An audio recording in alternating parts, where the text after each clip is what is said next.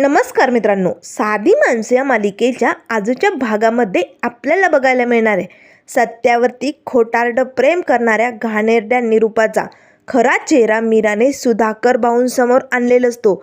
तर इकडे आता हॉस्पिटलमध्ये ब्लड उपलब्ध झालेलं असतं, त्यामुळे सत्याला आता ब्लड चढवायला सुरुवात केलेली असते.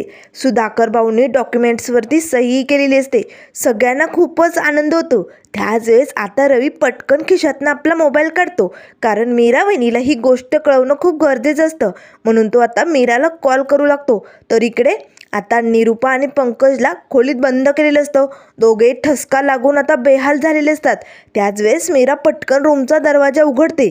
दरवाजा उघडताच भडकलेली निरूपा आता मीराकडे डोळे फाडून बघू लागते. रियाला तर या दोघांचा खूपच राग आलेला असतो. त्याच वेळेस आता मीराचा फोन वाजू लागतो. फोन आता हॉलमध्ये देवाऱ्याजवळ ठेवलेला असतो. धावतच मीरा आता मोबाईलकडे निघते. त्याच वेळेस निरूपा ओरडते, थांब ए फुलवाली, थांबा. त्याच वेळेस धावतच मीरा पटकन आपला मोबाईल हातात घेते आणि फोन उचलते. त्याच वेळेस हसतच पंकज म्हणू लागतो, घे घे मीरा, घे लवकर. कदाचित हॉस्पिटलमधनं फोन आला असेल, तुझा नवरा गेल्याची बातमी असेल. मीराला मात्र खूपच वाईट वाटतं. त्याच वेळेस पंकज आणि निरूपा दात काढून हसू लागतात. रियाला तर या दोघांची खूपच चीड येऊ लागते. त्याच वेळेस मीरा आता पटकन रवीचा फोन कानाला लावते. तेव्हा रवी म्हणू लागतो, मीरा वहिनी, अगं आपल्या सत्यदादाला ब्लड दिलंय, आता तो बरा झालाय, सत्यदादा सुखरूप येता. आता हे ऐकताच मीराला मात्र खूपच बरं वाटतं. त्याच वेळेस आता मीरा पटकन आपला मोबाईल खाली ठेवते आणि देवासमोर हात जोडू लागते. तेव्हा रिया म्हणू लागते, मीरा वहिनी, काय बोलला रवी, काय झालं मीरा वहिनी, सगळं काय ठीक आहे ना? त्याच वेळेस पंकज आणि निरूपा दोघेही हसत असतात. गेला वाटतं हिचा नवरा, संपला का काय? त्याच वेळेस आता मीरा म्हणू लागते, देवा, आज तू पुन्हा तुझी ताकद दाखवून दिली. आज तुझ्यामुळे माझं कुंकू शाबूत आहे. आता पंकज आणि निरूपाला धक्का बसतो, कारण एवढं सगळं केलं तरी हिचा नवरा अजून जिवंत आहे, हे कसं झालं? त्याच वेळेस आता लगेच निरूपा म्हणू लागते, असू दे की, शाबूत असू दे, पण बघ आता या निरूपाशी गाठ आहे त्याची. त्यावर लगेच मीरा म्हणू लागते, सासूबाई, तुम्ही कितीही प्रयत्न करा, पण माझा सत्या माझ्यापासून दूर कधीच जाऊ शकत नाही, कारण माझं प्रेम जिंकणार आणि तुमचं एक खोटारडं प्रेम हारणार. त्यावर निरूपा म्हणू लागते, चल जा, तुझा नवरा आता या माझ्या खोटारड्या प्रेमाच्या जाळ्यात अडकलाय, जाळ्यात.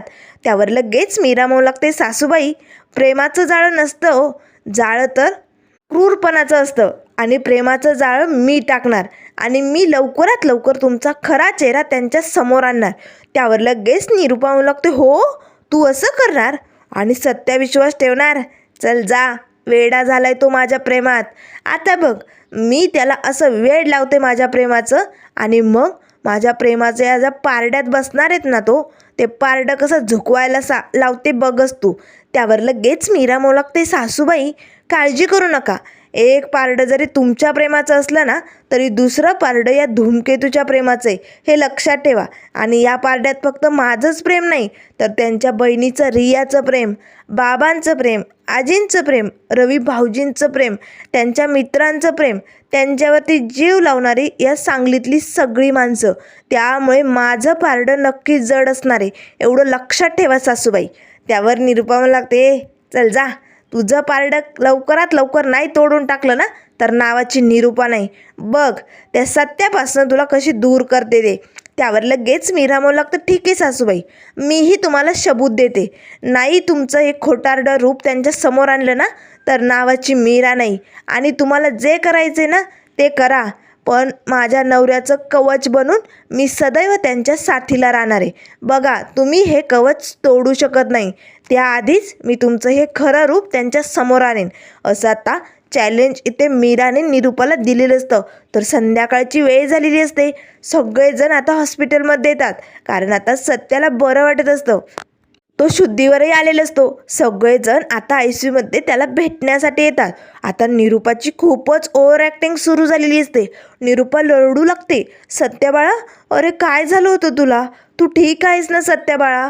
अरे मी किती घाबरले होते रे, अरे माझा जीव नको नको झाला होता, मी मरते की काय असं वाटत होतं. सत्य, तुला काही झालं असतं तर मी काय केलं असतं? रिया आणि मीराला मात्र या निरूपाचा खूपच राग येतो, कारण हे सगळं खोटं नाटक चालू आहे हे त्या दोघींना माहीत असतं. पण पंकज मात्र इकडनं गालातल्या गालात हसू लागतो.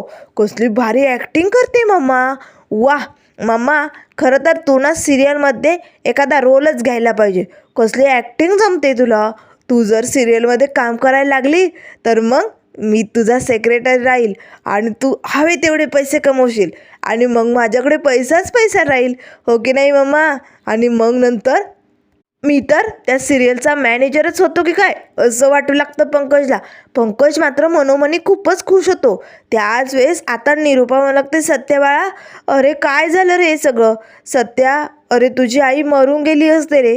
किती विचाराने मी ना अशी थकून गेले रे, काय करू मला काही सुचत नाही आहे. त्याच वेळेस आता सत्य म्हणू लागतो, आई आई असं तू आता तोंडाने म्हणू लागतो, पण त्याला फारसं काही बोलता येत नसतं. त्याच वेळेस आता निरूपा म्हणू लागते, नको नको बोलू रे बाळा, तुला त्रास होईल. बरं झालं ना की मग आपण गप्पा मारूया. त्याच वेळेस आता मीरा म्हणू लागते, बरं ठीक आहे, आता त्यांना बरं वाटतंय ना, तर खूप उशीर झालाय, एवढं सगळ्यांनी इथे थांबून उपयोग नाही आहे, त्यामुळे सगळेजण घरी गेले तरी चालेल, मी थांबते त्यांची काळजी घेण्यासाठी त्यांच्याजवळ. त्याच वेळेस आता लगेच निरूपा म्हणू लागते, नाही नाही, मी माझ्या मुलाला सोडून कुठेही जाणार नाही आहे. डोळ्यात तेल घालून मी त्याच्यासोबत इथेच थांबणार आहे, त्याची काळजी घेणार आहे.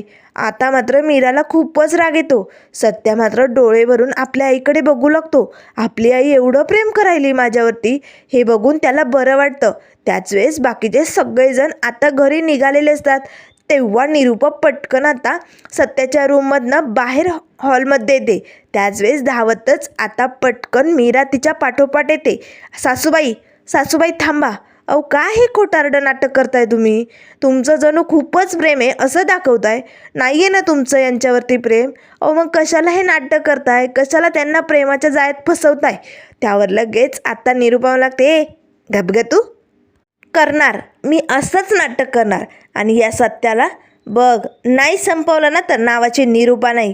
तेव्हा मीरा म्हणू लागते, सासूबाई तुम्ही असं करू शकत नाही आहे, कारण तुमचं सत्य या मीराला माहिती, एवढं लक्षात ठेवा. त्यावर निरूपा हसतच म्हणू लागते, चल जा, तुझ्या नवऱ्यापासनं कसं तोडते ना तुला, आता ते बघ. आता नाही त्याच्या नजरेतनं तुला खाली पाडलं ना तर नावाची निरूपा नाही. माझा सत्या, त्याला किती लागलं ना सत्या बाळा. असं करत करत आता या सत्याला मी आईच्या प्रेमाचं इतकं वेळ लावणार ना की तुझं प्रेम त्याला दिसणारच नाही. मग बघ मीरा, तुझी कशी वाट लागते ते. सत्या बाळा, तुला काही हवं आहे का, हवं असेल तर मला आवाज दे हा. असे नाटक करत आता निरूपा जोरजोरात ओरडू लागते. मीराला मात्र खूपच राग येतो. काय करावं काय सुचत नाही. तर त्यानंतर आता इथे दुसऱ्या दिवसाची सकाळ झाली असते. तर सकाळी सकाळी आता मीराने सत्यासाठी मस्त छान असा डबा तयार केलेला असतो. मीरा आता डबा भरते आणि टिफिन बॅगमध्ये ठेवते, कारण आता लगेच मीराला ती पिशवी घेऊन हॉस्पिटलला निघायचं असतं. त्याच वेळेस आता काम आवरल्यानंतर जरा तिला घाम आल्यासारखं झालेलं असतं. मीरा आपल्या रूममध्ये जाते आणि आता ती फ्रेश होऊन निघणारच असते. त्याच वेळेस आता भामट्या पंकजने संधी साधलेली असते. आता पंकज पटकन मीराच्या रूमजवळ येतो. मीरा रूममध्ये असते. पंकज बाहेरनं दरवाजाची कडी लावून घेतो. आता मात्र तेवढ्यात मीराचा फोन वाजू लागतो. मीरा पटकन फोन उचलते तर रवीचा फोन असतो. तेव्हा रवी म्हणू लागतो, मीरा वहिनी, अगं चल ना, गोळ्या औषधांची वेळ झाली, डबा झालाय का तयार.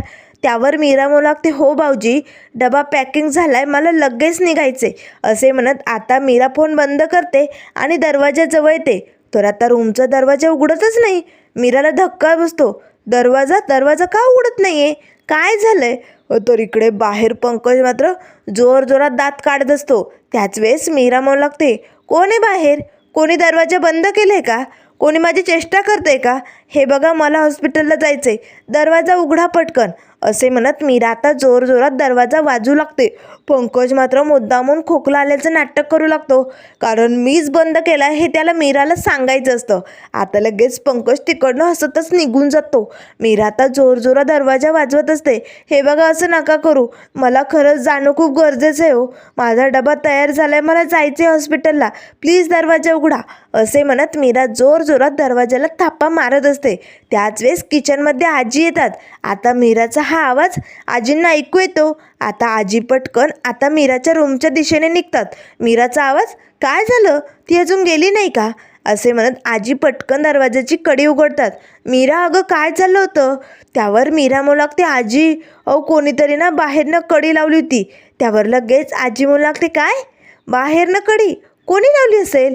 त्याच वेळेस मीरा मनाशीच म्हणू लागते, आजी हे काम त्या नालायक पंकजचं आहे. पण आजी हे मी तुम्हाला आत्ता सांगू शकत नाही. प्लीज आजी, मला उशीर होतोय, मी जाते. कोणी लावली काय लावली मला नाही माहिती. असे म्हणत धावतच मीरा आता डबा घेऊन हॉस्पिटलला निघालेली असते. तर आता मीराला सत्याच्या नजरेतनं पाडण्यासाठी निरूपा आणि पंकजने खूप काही प्रयत्न सुरू केलेले असतात. आता इकडे मीरा हॉस्पिटलमध्ये पोचते आणि बघते तर काय, निरूपा सत्याला जेवण भरवत असते. त्याच वेळेस आता लगेच निरूपा म्हणू लागते, आलीस मीरा, तू आलीस? अगं एवढा उशीर, गोळ्या औषधांची काहीतरी वेळ असते, ते वेळेवरती द्यायला पाहिजेत आणि तू एवढा उशीर केला. त्याच वेळेस आता लगेच मीरा म्हणू लागते, ते सासूबाई.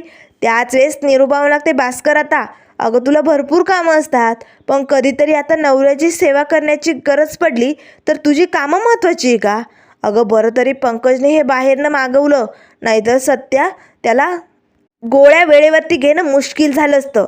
त्याच वेळेस मीरा म्हणू लागते, पण तेव्हा निरूपा म्हणू लागते, अगं जाऊ दे, तुला खूप कामं असतात आम्हाला माहिती आहे गं, पण आता नवऱ्याची तब्येत महत्त्वाची आहे की नाही? आता तुला फुलांचं दुकान सांभाळावं लागतं, आपलं घर, तुझं माहेरचं घर आणि त्यात ऑर्डरी तुझ्या, एवढं सगळं बघावं लागतं. पण काही दिवस दुकान बंद ठेवलं, ऑर्डरी बंद केल्या तर काय प्रॉब्लेम आहे? नवऱ्याची काळजी घेता येईल ना, वेळेवर सगळं देता येईल ना. पण नाही, तुला तुझा बिझनेस महत्त्वाचा आहे ना. सत्या मात्र धूमकेतूकडे बघू लागतो. त्याच वेळेस आता लगेच निरूपा मीराला खुणावते आणि हसू लागते, कारण सत्याच्या नजरेतनं तिला पाडायचं असतं ना. तेव्हा मीरा म्हणू लागते, बरोबर ठीक आहे सासूबाई, आता राहू दे, मी भरवते. त्याच वेळेस निरूपा म्हणू लागते, कशाला? मी भरवलंय ना, मग कशाला भरवते तू? तेव्हा सत्य म्हणू लागतो, हो धूमकेतू, आईने भरवलंय मला, आणि आईने भरवलंय म्हटल्यानंतर माझं खूप पोट भरलंय, त्यामुळे आता नकोय मला तो डबा. आता मीराला वाईट वाटतं. त्याच वेळेस निरूपा मीराजवळ येते, मीराच्या हातनं तो डबा हिसकावते. चला आणि इकडे, आता मी खाते हा डबा. असे म्हणत निरूपा तिकडनं बाहेर निघून जाते. मीराला मात्र काय करावं काय सुचत नाही. तर त्यानंतर इथे आता दुपारची वेळ झालेली असते. डॉक्टर आता सत्याचा चेकअप करण्यासाठी सत्याच्या रूममध्ये येतात. सगळेजण आता जमा झालेले असतात, कारण आता डॉक्टर काय सांगतील हा सगळ्यांना प्रश्न पडलेला असतो. सत्याचा हात मोडलेला असतो, त्यामुळे आता हात असा गळ्यात टांगलेला असतो. तेव्हा लगेच आता डॉक्टर सत्याला अशी मूठ घट्ट करायला लावतात, पुन्हा अशी बोटं सरळ करायला सांगतात. कुठे दुखतंय, काय होतंय, हे सगळं काही विचारपूस करू लागतात. त्याच वेळेस आता डॉक्टर लगेच सगळ्यांना म्हणू लागतात, चला आता सत्यजित अगदी ठणठणीत बरा झालेला आहे, पण तुम्ही त्याला घरी घेऊन जाऊ शकता, पण सगळं काही अगदी पहिल्यासारखं नाही आहे. तुम्हाला अगदी छान अशी काळजी घ्यावी लागेल, तरच तो लवकरात लवकर कव्हर होईल, चालेल? त्यावर निरूपा म्हणू लागते, डॉक्टर साहेब तुम्ही काळजी करू नका, स्वतःच्या जीवापेक्षा जास्त मी माझ्या पोराची काळजी घेणार आहे. माझा सत्य घरी येणार आहे, त्यामुळे हवं नको ते सगळं काही मी बघणार. सत्याची अगदी गोळ्या औषधांपासून सगळं काही मी बघणार. त्याच वेळेस सत्याला मात्र बरं वाटतं. सत्य आपल्या आईकडे बघू लागतो. रिया आणि मीरा मात्र डोळे फाडून पंकज आणि निरूपाकडे रागाने बघत असतात. तर आता डॉक्टर साहेबांनी सांगितल्याप्रमाणे आता डिस्चार्ज झालेला असतो. सत्याला घरी घेऊन सगळे गायकवाड आता घरी आलेले असतात. दरवाजात येताच आता निरूपा पटकन सत्याची दृष्ट काढते, औक्षण करते. सत्या, अरे तू घरात नव्हता ना, घरात असं शांत शांत वाटत होतं, घरात घुसवत नव्हतं सत्या. आता निरूपाचं जरा जास्तच प्रेमउती चाललेलं असतं, पण हे लवकरात लवकर कसं बाहेर आणायचं याचा विचार आता मीराचाच चालू असतो. तर इकडे आता लगेच निरूपा औक्षण करताच म्हणू लागते, रवी, पंकज, चला बरं पटकन, आता तुम्ही सत्याला हळूच आतमध्ये घेऊन या. कसं आहे ना, तो एवढा ठीक होऊन आलाय, त्याला जर काही झालं असतं तर मी काय केलं असतं, या सगळ्या घरच्यांनी काय केलं असतं, याचं ना मला खूप टेन्शन आलं आहे. त्याच वेळेस आता पंकज मात्र त्या खुर्चीवरती बसलेल्या सत्याकडे बघतच मनाशीच म्हणू लागतो, सत्या, घरी आलायस खरा तू, पण स्वतःच्या पायावरती धड उभंही राहता येत नाही तुला. अरे बघ काय अवस्था झाली, आणि ही अवस्था तुझी मी केली, मी, कारण तू माझ्या वाटेला आला ना. माझा दुश्मन आहे तू, दुश्मन. तुझ्यामुळे माझी देविका माझ्यापासून दुरावली गेली. सोडणार नाही तुला अशी सहजासहजी. बघ तुझी कशी वाट लावतो, असे पंकज आता मनाशीच म्हणू लागतो. त्याच वेळेस सुधाकर भाऊ लागतात, चला चला आता सत्यजितला आतमध्ये घेऊन या. सत्यजितला आता सोफ्यावरती बसवलं जातं. त्याच वेळेस आता निरूपा म्हणू लागते, सत्या बाळा हे बघ, घरी आला म्हणून काय झालं, तुला हवं नको ते सगळं तुझी आई बघणार. सगळी तुझी छान अशी काळजी तुझी ही आई घेणार. त्यामुळे तुला जर काही लागलं तर आवाज देशील ना सत्य मला. तेव्हा सत्य म्हणू लागतो, नक्कीच देईल की. त्याच वेळेस निरूपा मीराकडे बघते, का तुझ्या धूमकेतूला आवाज देशील, मला कशाला देशील तू. तेव्हा सत्य म्हणू लागतो, नाही आई, अगं आधी तुझा मान, मी तुलाच आवाज देईल. तू हवं नको ते सगळं बघत जा. तर इकडे संध्याकाळची वेळ झालेली असते. सत्य आपल्या रूममध्ये पडलेला असतो, त्याचा आराम चालू असतो. त्याच वेळेस मीरा येते. अहो चला बरं पटकन, आता तुम्हाला गोळ्या घ्यायच्या आहे, गोळ्यांची वेळ झाली. मीरा आता पॉकेटमधनं गोळ्या काढते. त्याच वेळेस तिचा फोन वाजू लागतो. आता लगेच मीरा सत्याला म्हणू लागते, एक मिनिट हा, फोन आलाय, मी बघते काय म्हणतायत ते. असे म्हणत मीरा फोन उचलते आणि थोडंसं बाजूला जाते. हे बघा, मी तुम्हाला आज ऑर्डर नाही देऊ शकत, आज दुकान बंद आहे हो. त्यावर लगेच आता तिकडनं कस्टमर म्हणू लागतात, पण ताई आम्ही तुमच्याकडनंच हार घेतो ना, मग आम्हाला आज लागतोय हो.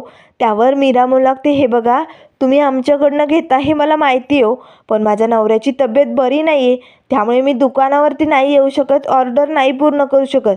त्यामुळे प्लीज मी तुम्हाला दुसरा नंबर देऊ का, तुम्हाला तिकडे नक्कीच तुमची ऑर्डर भेटेल. त्यावर लगेच आता ते काका म्हणू लागतात, पण ताई आम्ही तुमचे रेग्युलर कस्टमर आहोत ना. त्यावर मीरा म्हणू लागते, हो मला माहिती आहे तुम्ही माझ्याकडेच येता, पण आत्ता वेळ नाही हो, प्लीज मला समजून घ्या. असे म्हणत मीरा फोन बंद करते. त्याच वेळेस रूममध्ये निरूपा येते. आता मीराने काढलेल्या ज्या गोळ्या असतात ना, त्या निरूपा पटकन आपल्या हातात घेते आणि सत्याला थोडंसं उठून बसवते. सत्या बाळा चल पटकन गोळ्या घेऊन ये. आता निरूपाने समध्या गोळ्या इथे सत्याला दिलेल्या असतात. तेव्हा सत्या मात्र आपल्या आईकडे बघू लागतो, आई किती वेळेवरती सगळं काही करते माझ्यासाठी. त्याच वेळेस आता मीरा म्हणू लागते, सासूबाई अहो पण मी देणारच होते की. तेव्हा निरूपा म्हणू लागते, कधी, वेळ संपल्यानंतर. अगं तुला वेळ भेटेल तेव्हा ना, सतत सारखी तुझं काम काम घेऊन मिरवत असते, ही ऑर्डर ती ऑर्डर. अगं कधीतरी नवऱ्याचाही विचार कर ग. अगं बघ काय अवस्था झाली त्याची. पण जाऊ दे, तुला तुझी कामं महत्त्वाची ना, तू जा दुकानात ऑर्डर पूर्ण कर, तोपर्यंत मी सत्याची काळजी घेईल. त्यावर लगेच मीरा म्हणू लागते, नाही ते. तेव्हा सत्य म्हणू लागतो, धूमकेतू अगं निरूपा खरं बोलायली, अगं ती हाय की माझ्याबरोबर, बघ किती काळजी करते माझी आई. त्यामुळे धूमकेतू तू ऑर्डर कॅन्सल करू नको, तू जा दुकानात तुझी कामं कर, माझं टेन्शन अजिबात घेऊ नको. असे आता सत्य आपल्या धूमकेतूला म्हणत असतो. तर आता इथे रात्रीची वेळ झालेली असते. मीराची सगळी कामं आटपलेली असतात. त्याच वेळेस पाणी घेण्यासाठी सुधाकर भाऊ किचनमध्ये येतात. तेव्हा मीरा धावतच बाबांजवळ येते. बाबा बाबा मला खूप महत्त्वाच्या विषयावरती तुम्हाला बोलायचं आहे हो. हे बघा बाबा, आणि तुम्हालाही ते कळणं खूप गरजेचं आहे. त्यावर सुधाकर भाऊ लागतात, हे बघ मीरा, सत्यजितच्या खऱ्या आईबद्दल जर तुला काही बोलायचं असेल तर मला हा विषय नको आहे, त्यामुळे थांबव हे सगळं.